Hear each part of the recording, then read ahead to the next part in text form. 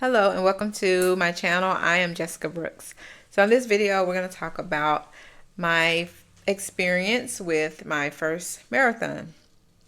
If you're interested, stay tuned. Okay, so the start of my desire to do a marathon actually happened about 13 years ago.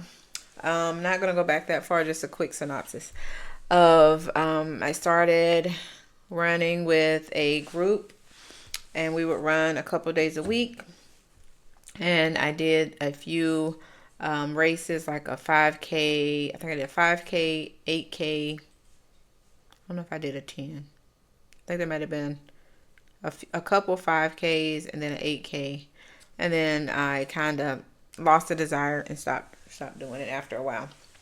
I was just doing it at first for just exercise, and then I got into doing the actual races just for completion purposes. So this year, to kind of catch up, this year in, I think it was June, I decided to work on losing some weight. And so I started just walking more, changed my diet, was doing like plant-based eating. Started losing a lot of weight. And then in July of this year, 2024, I saw a post on Facebook for the Every Woman's Marathon. And so back when I told you about the 13 years ago, I I thought about it. I was like, well, I would like to one day see if I can complete a marathon. And that faded because I was like, that is a long distance. 26.2 miles, that's a long distance, right? So this year I turned 40 in August, and I don't celebrate my birthday. I never really have. It's just not a real thing. And so this year I decided that I would kind of use training for a marathon as part of my weight loss, but as well, I would do the marathon as a 40th year celebration for myself. Didn't really know what I was getting myself into, but did it anyway. So I started doing the training. I started doing more mileage, and I would do in the beginning I was like working out like crazy. I was doing almost every day. I was either walking or running. And then I ended up started getting some little injuries. So I think the first month, ended up with blisters on my feet. That took me out for a couple of weeks. Then I kind of, that heel started running again. And at that point, I was doing maybe, I'm going to say maybe 30, probably more than that. No, it was probably about around the first and second month. I was probably doing like 30 something miles a week or something like that, which really wasn't that much for if you're thinking about training for a marathon. But for technically a new runner, that was a lot of mileage. And so I was pretty consistent. I was enjoying it. I was, I would listen to audiobooks and I would run, and I really was enjoying it. And it was the summertime, so the weather was pretty nice when I would go out. So then, around about let's see, about maybe 2 months in, I think I injured my left foot, the outside of my left foot. So I thought I had broke it. And I think it ended up just being, I strained it. It was just too much. My diet wasn't enough in protein. And I think that it was just, I was putting too much mileage. Because one day it was on a Saturday, and I ran down the Greenway, and part of the Greenway isn't paved, and I didn't know that at the time, but the direction that I went, and I went ahead and went on it, and it was rocks. And after that, that's when I noticed the pain in my foot. So that took me out of running for about a month, just to see if it would heal, or how would I end up, having to like not do the marathon, or what I was going to do. So I almost couldn't even put shoes on at that point. I would put shoes on to go to work, and Other than that, I was basically barefoot and trying to let this thing heal and icing it and things of that nature. Um, so eventually I was able to get back to it. I started back running again. And it wasn't so bad. The pain kind of subsided. So that's when I figured it probably was just like a strain before probably a major break. Um, I started back running, started back doing the train. It was getting closer and closer to the time. And then the race was scheduled for November the 16th, 2024, which as of today's the 25th.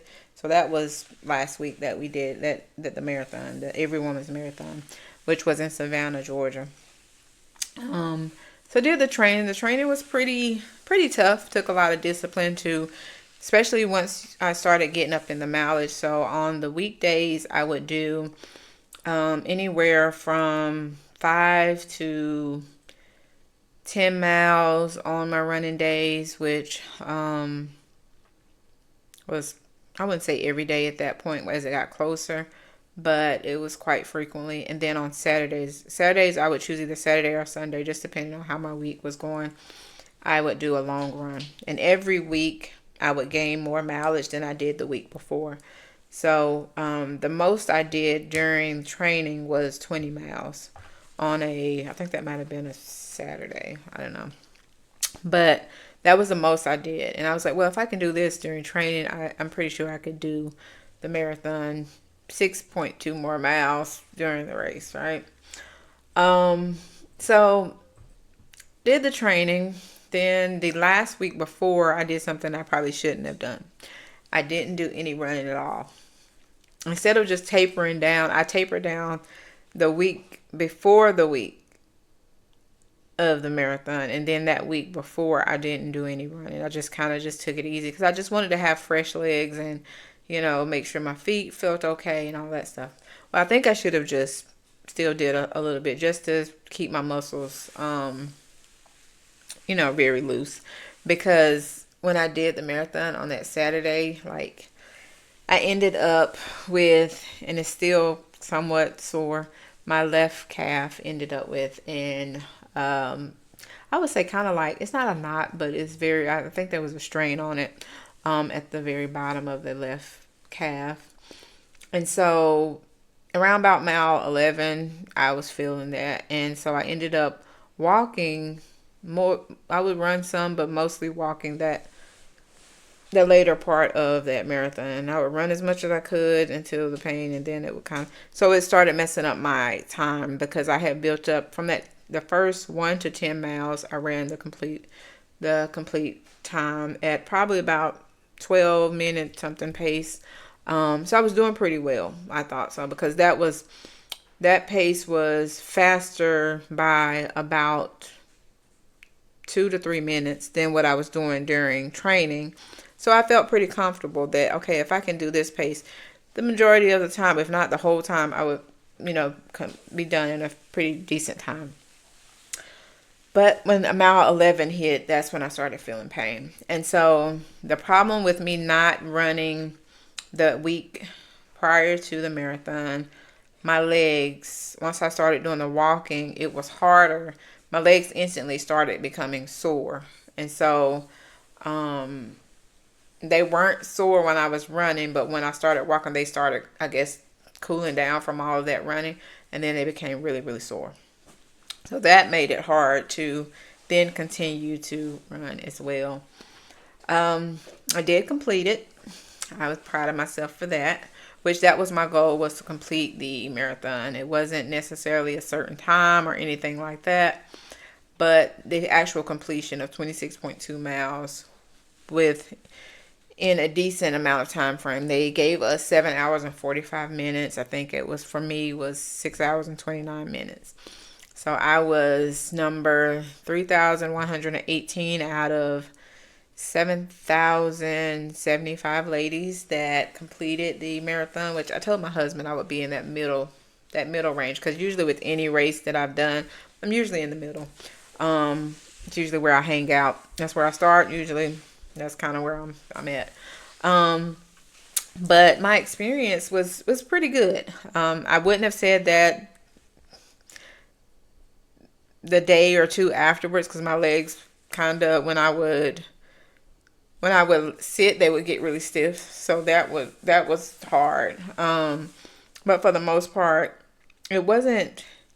Thinking back on it now, it wasn't extremely difficult. There was a lot of ladies that, we just kept going because we all were there. We were accomplishing the same thing.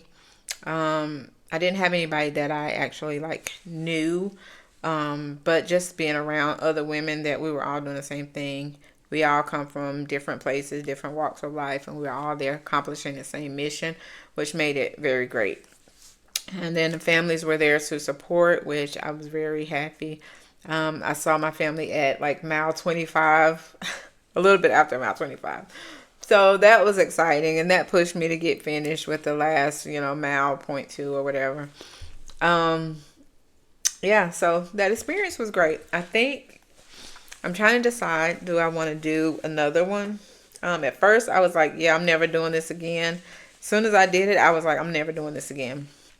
But afterwards, now I've been looking at some other ones, and I think I may make this a thing that I start doing them just to like visit different states, maybe do one in each state.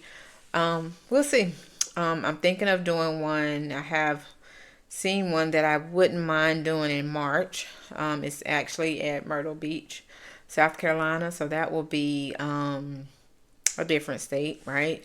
So I did Georgia. I can do South Carolina. Then I'll do one in North Carolina because I've never done a marathon here. So I'll find one here and do that one. But I may do the one. I'm not sure. I'm not 100% sure.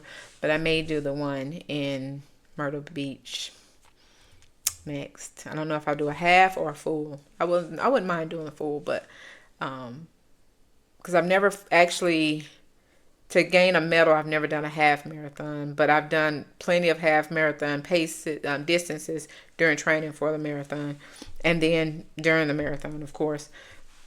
So I just wanted to come on here and talk about my experience. If you've ever ran a marathon, or if you're thinking about running a marathon, drop down in the comments. If you have any questions or just the kudos, I don't know. I would appreciate it.